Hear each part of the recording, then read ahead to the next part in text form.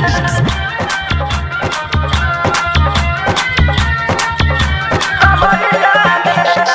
हम अनाहरी सयो अनाहरी हम अनाहरी सयो अनाहरी बोले बारात अनरिया में सखी दर्द उठल बा कमरिया में सखी दर्द उठल बा कमरिया में हम अनाहरी सयो अनाहरी हम अनाहरी सयो अनाहरी बोले बारात अनरिया में सखी दर्द उठल बा कमरिया में सखी दर्द उठल बा कमरिया में।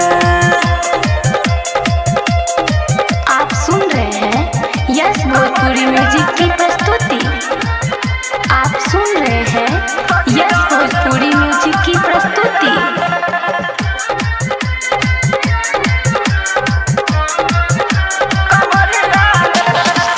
डहे गौना के पहली इरतिया सया उतरले नथिया हो सया उतरले नथिया।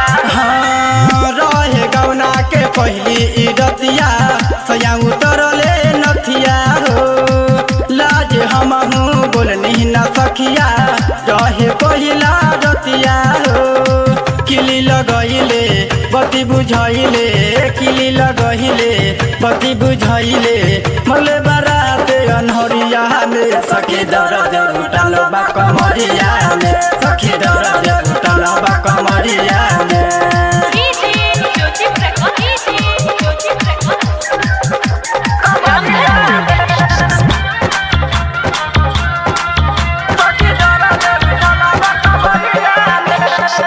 सोनू मिथल सामन लेना बतिया दिले बाते में दर दिया हो दिले बाते में दर दिया।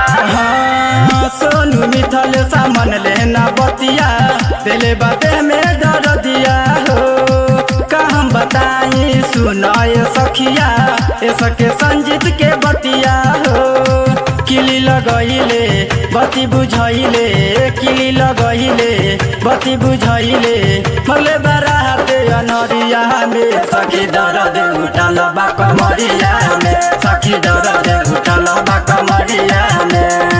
हम अनाहरी सयो अनाहरी हम अनाहरी सयो अनाहरी मले बारात अनरिया में सखी दर्द उठल बा कमरिया में सखी दर्द